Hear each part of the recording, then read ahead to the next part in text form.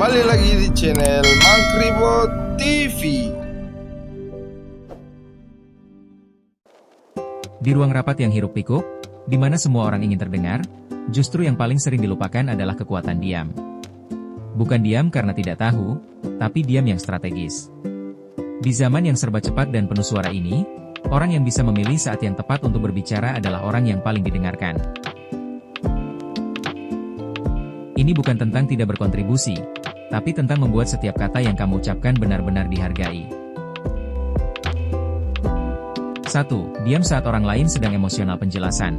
Ketika suasana memanas dan debat terjadi, melibatkan diri justru akan membuatmu terseret dalam pusaran emosi. Diam dan amati. Dengan tidak ikut bereaksi, kamu memposisikan diri sebagai pihak yang tenang dan rasional. Saat akhirnya kamu berbicara, nada yang kalem dan terkendali akan langsung menarik perhatian karena kontras dengan keributan sebelumnya. 2. Diam untuk meresapi dan memahami, bukan sekadar mendengar. Penjelasan, gunakan waktumu untuk benar-benar mencerna apa yang dikatakan orang lain, alih-alih sibuk menyiapkan respons.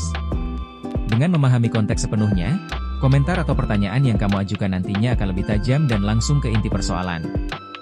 Orang akan melihat bahwa kamu adalah pendengar yang ulung, yang membuat mereka lebih menghargai pendapatmu. 3. Diam setelah mengajukan pertanyaan atau pernyataan penting. Penjelasan, setelah melontarkan pertanyaan yang powerful atau pernyataan kritis, berhentilah. Jangan terburu-buru menjelaskan atau menambahi. Beri ruang bagi audiens untuk mencerna dan merenungkan apa yang kamu katakan. Diam pasca pernyataan menciptakan penekanan dan menunjukkan bahwa kamu percaya diri dengan apa yang baru saja kamu sampaikan, sehingga tidak perlu mengoceh lebih lanjut. 4. Diam saat topik bukan di area keahlianmu penjelasan. Tidak semua momen mengharuskanmu untuk berbicara.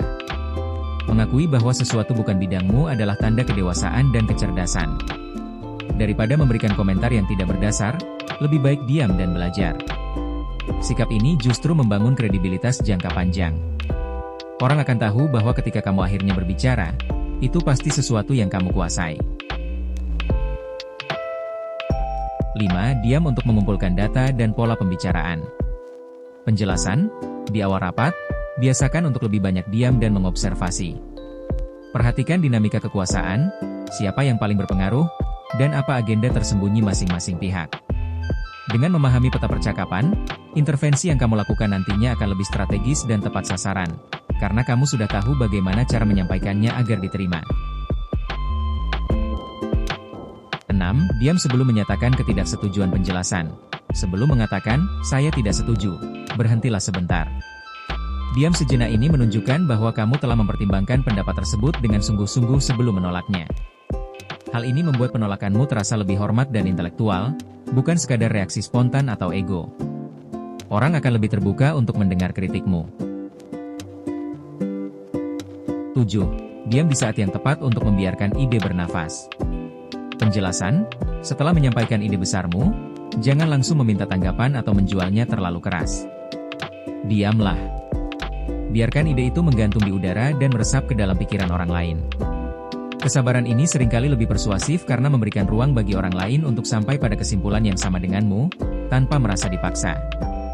Mereka akan merasa seperti menemukannya sendiri, dan karenanya lebih mendukungnya. Diam adalah alat strategis. Itu bukan tanda kelemahan atau ketidaktahuan. Itu adalah tanda kepercayaan diri, pengendalian diri, dan kecerdasan komunikasi. Dengan memilih momen untuk diam, kamu memastikan bahwa ketika kamu akhirnya membuka mulut, semua orang akan membungkuk untuk mendengarkan.